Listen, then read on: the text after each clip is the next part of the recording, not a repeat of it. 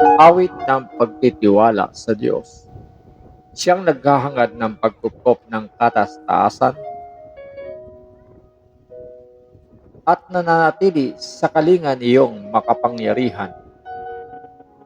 Makapagsasabi sa kanyang Panginoon, Mugkat tahanan, ikaw ang aking Diyos, ang Diyos na tangi kong pinagtiwalaan. Ika'y ililigtas niya sa panganib sa umang nabitag, at kahit anumang mabigat na salot, di ka magdaranas. Lulukuban niya sa lilim ng kanyang malabay na pakpak. Sa kalingan niya ay natitiyak mo na ikaw ay ligtas. Ingatan niya at ipagsasanggalang pagkat siya'y tapat. Pagsapit ng gabi, di ka matatakot sa anumang bagay.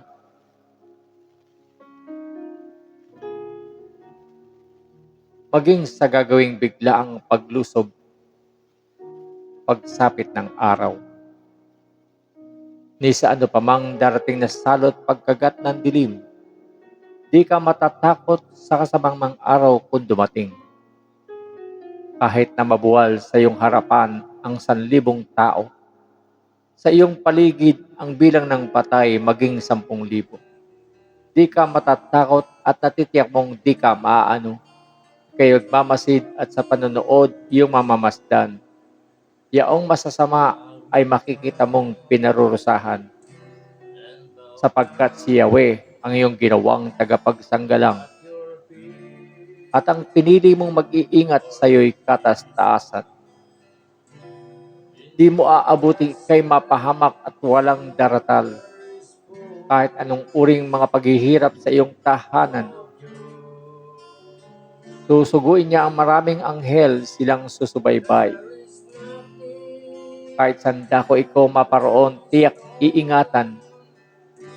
Sa kanilang palad ay tatayo ka at silang magtataas nang hindi masaktan ang mga paa mo sa batong matalas.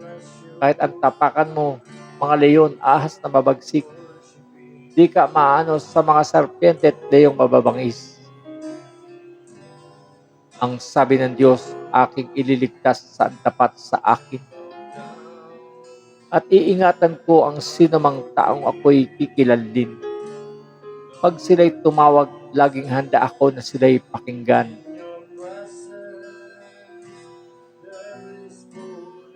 Aking sasamahan at kung may hilahil ay sasaklolohan.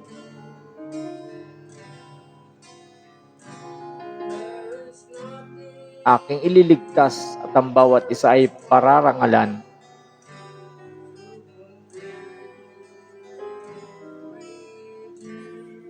Sila'y bibigyan ko at gagantimpalaan ng mahabang buhay.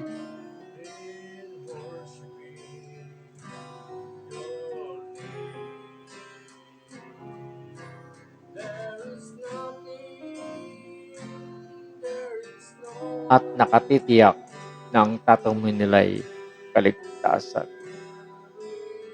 Hallelujah! Purihin ang Diyos.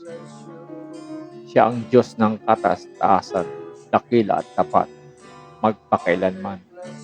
Pag-ibig niya'y wagas at walang kapantay. Amen.